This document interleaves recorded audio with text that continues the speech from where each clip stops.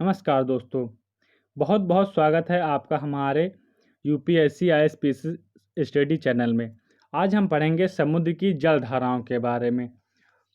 Atlantic ocean की जल धाराओं के बारे में पढ़ेंगे। अगले वीडियो में हम प्रशांत महासागर की जल धाराओं के बारे में पढ़ेंगे। सबसे पहले आप जान लीजिए जल धाराओं का निर्माण कैसे होता है। समुद्र में क्षैतिज और लंबवत विभिन्नता, जिनमें गुरुत्वाकर्षण की विभिन्नता, घर्षण बल की विभिन्नता और जल घनत्व में जो विभिन्नता पाई जाती है, उससे जलधाराओं का निर्माण होता है। जलधाराएं दो प्रकार की पाई जाती हैं। सबसे पहली हो गई ठंडी जलधारा, जो कि ध्रुवों से भूमध्य रेखा की ओर आती है, और दूसरी हो गई गर्म जलधारा, जो कि भूमध्य रेखा से ध्रुवों की ओर जाती है। तो जहाँ पर ठंडी जलधारा और गर्म जलधाराएं मिलती हैं, वहाँ पर बहुत भारी मात्रा में कोहरे का निर्माण होता है, विजुअलिटी कम हो जाती है। इसीलिए समुद्र में उस स्थान पर नाविकों को बहुत ज़्यादा परेशानी का सामना करना पड़ता है। तो अब हम पढ़ेंगे अटलांटिक ओशन की जलधाराओं के बारे में।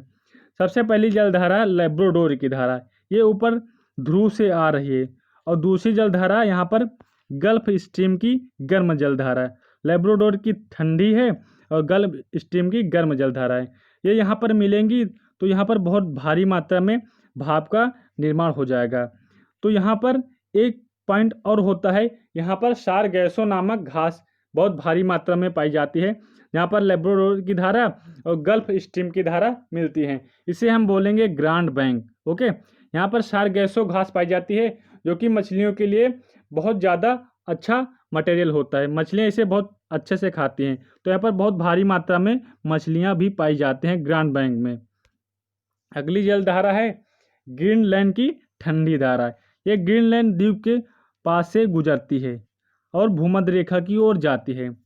अगली जलधारा कौन सी है? नॉर्वे की धारा। नॉर्वे की धारा भूमध्य रेखा से नॉर्वे से होते हुए आगे की ओर जाती है। तो ये उत्तरी अटलांटिक ओशन की जलधाराएं हैं। अब हम पढ़ेंगे दक्षिणी अटलांटिक ओशन की जलधाराएं। सबसे पहले जान लीजिए कनारी की धारा। देखिए, ठंडी जलधाराएं जिस महाद्वीप के आसपास से निकलती हैं, अक्सर वहाँ पर बहुत कम बारिश होती है, यानी कि नाम मात्र की बारिश भी नहीं होती है। इसी कारण ठंडी जलधाराओं के आसपास का क्षेत्र मरुस्थल हो जाता है। जैसे कि अफ्रीका के पश्चिम भाग से कनारी की धारा निकलती है, तो यहाँ पर बहुत भारी मात्रा में मरुस्थल का निर्माण हुआ है, जिसे हम सहारा मरुस्थल भी बोलते हैं। विश्व का सबसे बड़ा मरुस्थल है। अगली जलधारा कौन सी है? गिनी की धारा। गिनी के तट के आसपास ये जलधाराएं पाई जाती है। तो ये आपकी ब्राज़ील की गर्म धारा है, और ये फॉकलैंड की ठंडी धारा है। ये जहाँ पर मिलेंगी वहाँ पर बहुत भारी मात्रा में कोहरे का निर्माण करेंगी। ये बेंगुला की धारा है, जो कि दक्षिण अफ्रीका के तट से उत्तर की ओर जाती है। ये अलगुहासा की धारा है। ओके, तो अगली जलधारा है दक्षिण विसुवती धारा।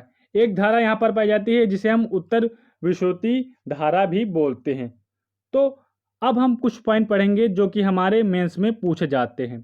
देखिए, जो समुद्र का ओशन करंट यानी जल धाराएं हैं, वो बहुत भारी मात्रा में हमारे जो एटमॉस्फेयर में, वायुमंडल में हवाएं पाई जाती हैं, उनसे समानता रखती हैं।